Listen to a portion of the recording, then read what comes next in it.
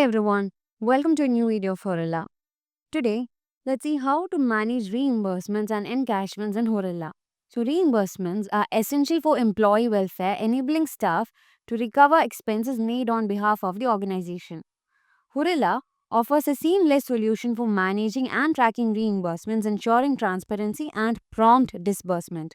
So, let's see how we can manage that. So, under the payroll module, we have the encashments and reimbursements. Over here, we have three tabs, that is reimbursement. Next, we have the leave encashments and then the bonus encashment. So, here, this is the card view of reimbursements. We also have the list view. So, over here, we can see the view is by default filtered by status requested. So, we'll be able to view only the reimbursements with the status requested over here. So, if you want to view all the reimbursements, we can remove the filter. And now we'll be able to view all the reimbursements that was created. So to create a new reimbursement, let's click on the create button, and over here we have to provide the title. That is, let's say an employee has purchased some goods on behalf of the organization and that amount needs to be reimbursed to him. So when this reimbursement request has been approved by the manager, that amount will be reimbursed back to the employee in his next with his next paycheck. So let's create one. So I'm giving the title as purchased goods. And over here we have to set the type. We have three types, that is reimbursement, bonus point encashment and leave encashment. I'm selecting the type as reimbursement since I'm creating a reimbursement request. And then we have the employee, that is over here we can set the employee who is submitting this reimbursement request. So I'm adding the employee Andrew Ace. And the next field is allowance on. So here we can indicate when the reimbursement or encashment allowance applies on. So I'm providing the date as 12th of December 2024. And next we have the option to set the attachment. That is, in the attachment we can provide or upload supporting files or documentation for the request. So over here we have we're creating a reimbursement request for the goods purchase. So I'm adding a bill that we have received while purchasing the goods. And in the amount, we can set the amount. I'm setting the amount as 800. And in the description field, we can add additional details or notes about the request. So I'm giving the description as purchased some goods and saving the request. So once the request has been saved, we'll be able to view that under the reimbursements tab, and we can view the employee name, the date, title, amount, status, description and all. And then we have the comment.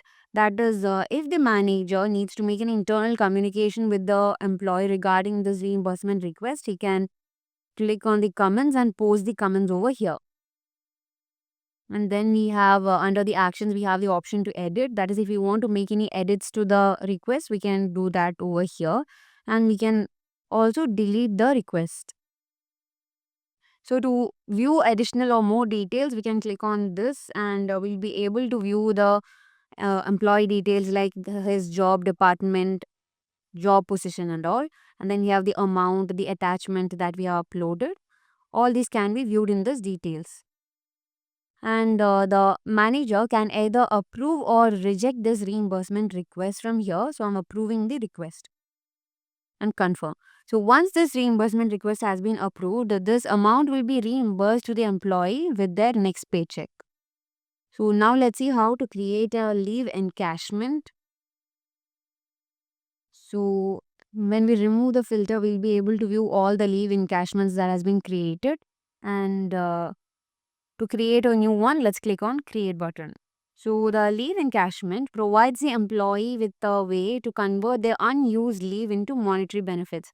That is, if an employee has any unused leaves, he'll be able to encash those leaves by creating this request. So let's set the title as leave encashment. I'm giving the title leave encashment. And Next, we have to provide the type. I'm providing the type leave encashment and employee, the same employee, Andrew Hayes. And then we have the allowance date. I'm setting the allowance date as 12/12/2024. And when you have selected the employee, the leave type that has been that is available for the employee will be shown over here. And from here, we'll be able to view the available days for that employee. And from those days, he can set the available days that needs to be encashed. So in this available days, he can uh, he can give the number of days that needs to be encashed. So I'm giving the number of days as 5. And if any carry forward days has to be encashed, he can provide the carry forward days over here. And in the description, I'm giving leave encashment itself and saving this. So the leave encashment request has been created. Over here, we can see the amount has been set to 50. That is for that, let's go to settings. And in the settings, we have the option for encashment redeem condition. So we have the bonus unit and leave unit. So we'll be able to set the bonus unit. That is, we can set the amount for one bonus point encashment. So here we have set the bonus unit as 10 and leave unit as 10. So for one leave, he'll get the amount 10. So over here, we have set the available days as 5. So the amount has been calculated as 5 into 10, 50 over here. And we'll be able to view additional details and we can make edits, deletes and all. And we also have the comment option over here also. And now I'm approving the request. So this is how we'll be able to create a leave encashment request. Next, we have the bonus encashment. So if there are any available bonus for an employee, those bonus points can be encashed with the use of this bonus encashment request. So let's go to the employee and select Andrew Hayes, and in his employee profile we have the bonus point tab, and in this bonus point tab we'll be able to view the available bonus points. So this employee has 88 bonus points, and with this bonus encashment request we'll be able to encash these bonus points.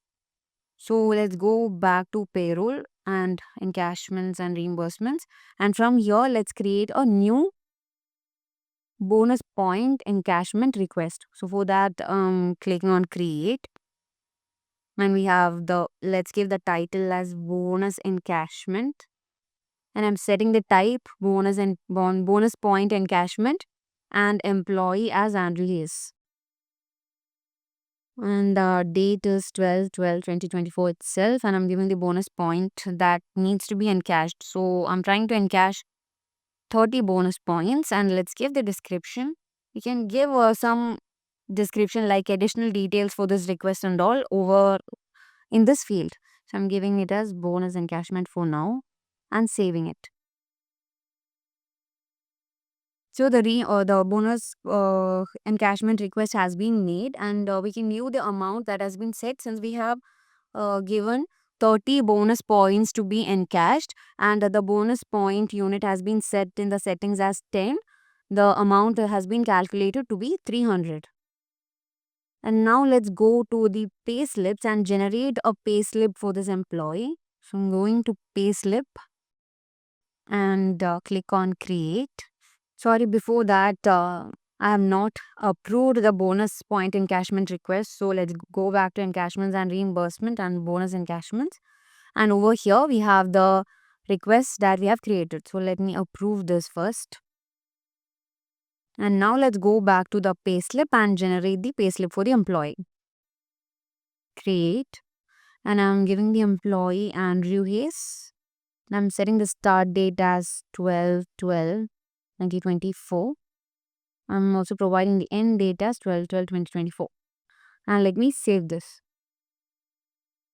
So we can see that the payslip has been generated, and over here we have the allowances, that is we have purchased goods, that is $800 has been reimbursed to the employee since the reimbursement request has been approved. Similarly, we have the leave encashment, that is $50, and for the bonus encashment we have the $300. So like this, the all these can be reimbursed to the employee. So that's all for this video, and thank you for watching.